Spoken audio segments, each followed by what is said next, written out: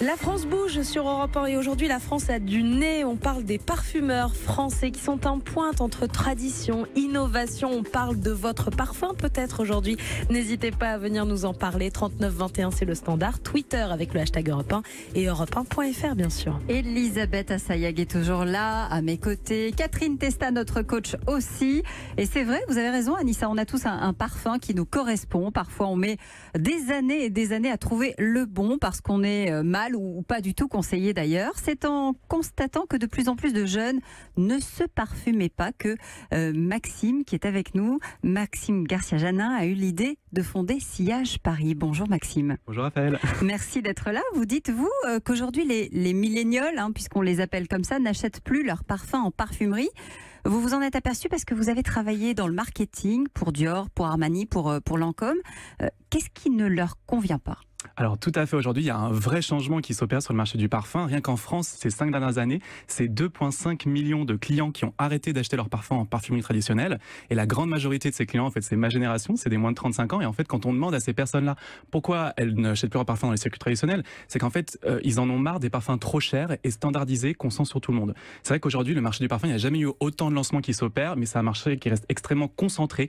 Les 25 parfums les plus vendus dans le monde sont portés par presque un quart des clients. C'est-à-dire qu'aujourd'hui, vous avez de grandes chances de sentir votre parfum sur quelqu'un d'autre. Alors, vous dites trop cher, je me tourne vers Elisabeth. C'est quoi, Elisabeth, aujourd'hui, le prix moyen d'un parfum ? Vous savez nous dire ? En moyenne, 59-60 euros, c'est le prix moyen d'un parfum en parfumerie. Mais évidemment, ça peut grimper quand c'est un peu plus confidentiel. Alors, Maxime, expliquez-moi comment vous avez eu l'idée de faire du parfum personnalisé, parce que c'est vraiment le truc des plus jeunes, des trentenaires. Mais pas que des plus jeunes, vous seriez surprise. Oui, mais c'est vrai que c'est eux qui ont lancé le mouvement. Exactement. En tout cas, ils veulent tout personnaliser. Tout à fait, exactement. On a vraiment envie de créer des choses qui nous ressemblent. Et je pense que le parfum, comme vous l'avez très bien dit, comme Jean-Michel l'a dit, c'est vraiment le prolongement de soi. Donc c'est quelque chose qui est tellement personnel. Donc nous, on a voulu en fait reprendre le digital, mais au service de la tradition. C'est-à-dire que nous, ce qu'on se fait, c'est qu'on fait revivre la haute parfumerie française, mais on le fait avec les codes du 21e siècle et notamment le digital. Donc comment ça se passe ? Sillage Paris, en fait, vous allez créer votre parfum personnalisé en ligne. On est vendu uniquement en ligne et vous allez en fait pouvoir créer votre parfum en sélectionnant 6 ingrédients qui vont composer votre parfum. Et en fait, au fur et à mesure de la sélection de vos ingrédients, nous, on a un algorithme, une intelligence artificielle qui va vous proposer des combinaisons qui ont été validées par nos parfumeurs. Donc, je rentre sur le site de Sillage Paris. Je marque quoi exactement ? Alors, on va me proposer. Exactement. Il y a des grandes familles d'ingrédients pour arriver à faire un parfum. Exactement. C'est très simple. En fait, on vous demande si vous voulez un parfum plutôt intense, léger, plutôt féminin, masculin, mixte. Et ensuite, on va vous proposer une liste d'ingrédients. Et au fur et à mesure que vous allez sélectionner ces ingrédients, on va vous dire, par exemple, vous allez sélectionner la rose. On va vous dire, nos parfumeurs, pour aller avec la rose, ils ont validé la bergamote, le citron, le musc blanc, l'ambre. Et comme ça, en fait, en 5 minutes, vous obtenez votre parfum personnalisé qui vous correspond vraiment. Mais c'est surtout un résultat de haute parfumerie parce que tout ce que vous avez fait est validé par un nez. Ça part pas dans tous les sens. Mais je le sens pas, Maxime. Tout à fait.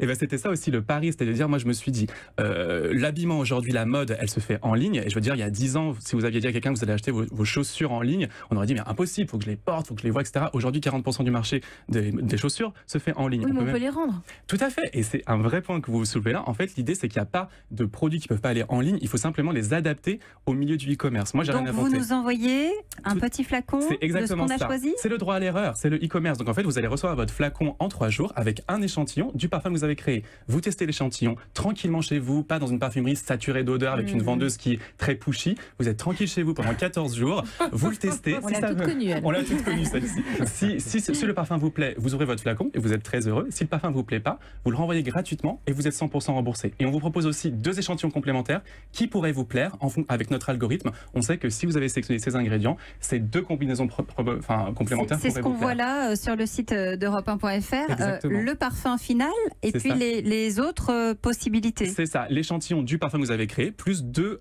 autres échantillons que vous pourriez aimer, que nous on vous crée. Jean-Michel, vous en pensez quoi ?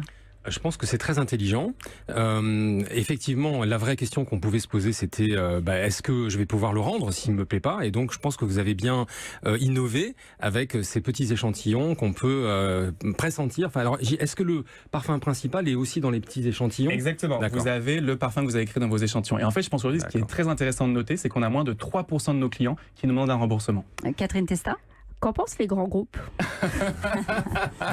En l'occurrence, est-ce qu'ils vous regardent? Est-ce que eux aussi innovent de la même façon ou pas? Parce qu'on va vers une ère de la singularité, comme vous le disiez très bien, très justement. On a envie de ne pas avoir le même parfum que les autres, peut-être. Qu'est-ce qu'ils en pensent? Alors, je pense qu'aujourd'hui, moi, je suis arrivé au bon moment. C'est-à-dire qu'on est dans une industrie aujourd'hui qui est très ouverte. Je pense que tous les grands groupes aujourd'hui sont tout à fait au courant de ce qui est en train de se passer sur le marché, de la digitalisation, qu'ils ont aussi conscience de leurs limites par rapport à ce phénomène-là. Et aujourd'hui, je pense que voilà, ils sont plutôt dans une période d'écoute et d'ouverture par rapport à des petits disrupteurs comme moi qui vont arriver.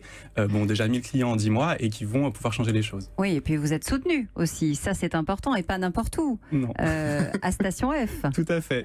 C'est aussi peut-être une des raisons qui fait qu'il y a beaucoup de monde qui vous regarde parce que ce qui se passe à Station F souvent est regardé de près. Clairement, on est aujourd'hui, en fait, on a été la première marque de parfum à être incubée à Station F, donc le plus grand incubateur de start-up au monde. Et c'est vrai que pour nous, c'est une formidable opportunité parce qu'on a accès à énormément de ressources dans l'IA, l'intelligence artificielle, l'algorithme, la technologie, etc. Oui, il y a 50 personnes qui viennent travailler avec vous tous les jours pour vous aider à aller de l'avant, à faire des choses nouvelles. Alors, pas forcément 50 personnes, mais c'est vrai que nous, on est dans des incubateurs. Ouais. Donc, en fait, nous, on a notre équipe et en fonction des besoins qu'on va avoir, par exemple, sur une digitalisation, un lancement aux États-Unis, je dis n'importe quoi, on va avoir des experts qui vont pouvoir nous aider, nous accompagner au mieux. Et ça fait gagner un temps fou et ça évite des erreurs. On a Catherine à Brignoles qui nous dit j'ai découvert une application qui s'appelle Perfumiste. Nous pouvons trouver des parfums grâce aux notes de tête de cœur de Corse. C'est quelque chose qui vous parle? Ça ressemble à ce que vous proposez? Alors en fait, c'est pas la même chose parce que ce genre d'application en fait vous permet de trouver des parfums qui existent déjà sur le marché en fonction de vos choix.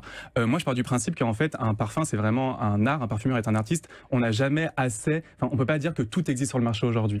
Donc nous, on crée vraiment votre parfum personnalisé en fonction de vos goûts. C'est pas quelque chose qui existe déjà. Et tout était produit ici en France? Évidemment, tout est produit en France par des parfumeurs qui sont des jeunes parfumeurs, parce qu'on laisse la parole aussi à la jeune génération, et tout est produit dans des ateliers à Paris à la commande. C'est important de le préciser. On reste ensemble, on continue à parler parfum sur Europe 1. 13h19.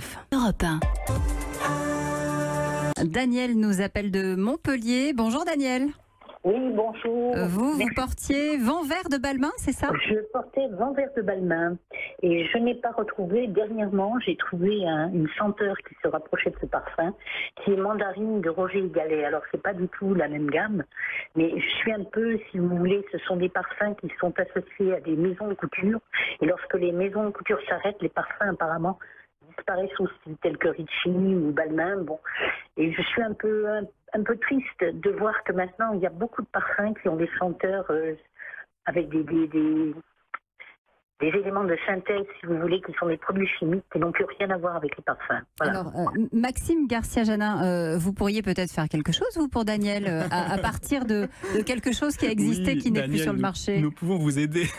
Effectivement, nous, aujourd'hui, sur notre site, nous, on a beaucoup de clients, effectivement, qui viennent nous voir en voulant reproduire un parfum, ce qui n'est pas du tout notre démarche, parce que nous, on n'est pas du tout dans le copier-coller. Et dans tous les cas, moi, ce qu'on dit souvent à nos clients, c'est quand vous ne retrouvez pas le parfum avec qui vous avez une relation, il faut faire le deuil. C'est-à-dire que, voilà, ce parfum, il n'existe plus. Je sais que c'est très triste. Moi aussi, je l'ai vécu, mais il faut faire le deuil. Il faut se dire qu'on va.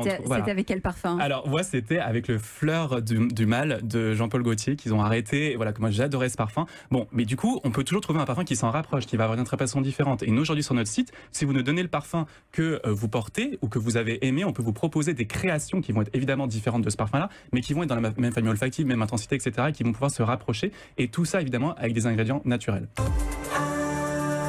Une question ou une remarque de notre coach? Petite question, on change combien de fois de parfum dans sa vie? Est-ce que c'est en fonction de la personnalité ou pas? Parce que moi, ça fait 10 ans que j'ai le même parfum à peu près. Qu'est-ce qu'il en est de la moyenne en l'occurrence? Alors, je pense que ça dépend vraiment des personnes. Encore une fois, c'est des choses qui sont très personnelles. Moi, je vais vous parler de ce que je connais donc sur Sillage Paris. En 10 mois, ce qu'on observe, donc, c'est que la nouvelle génération a tendance à être moins fidèle que l'ancienne. C'est-à-dire qu'aujourd'hui, les gens de ma génération, on aime beaucoup changer de parfum. C'est comme comme on change de tenue, en fait. Donc, nous, on voit beaucoup de clients sur notre site qui vont créer un parfum qui 3 mois plus tard vont retourner pour prendre un échantillon bonus qu'ils avaient senti ou alors créer des choses totalement différentes parce que si c'est pour un date ou aller au travail ou chill, un rendez-vous, excusez-moi, ou alors pour être plus chill le dimanche, voilà, on va vraiment changer. Tranquille. Donc c'est vrai que ça c'est un peu une nouvelle façon de consommer aussi qui je pense est très intéressante. Merci beaucoup d'être venu nous parler parfum aujourd'hui sur Europe 1.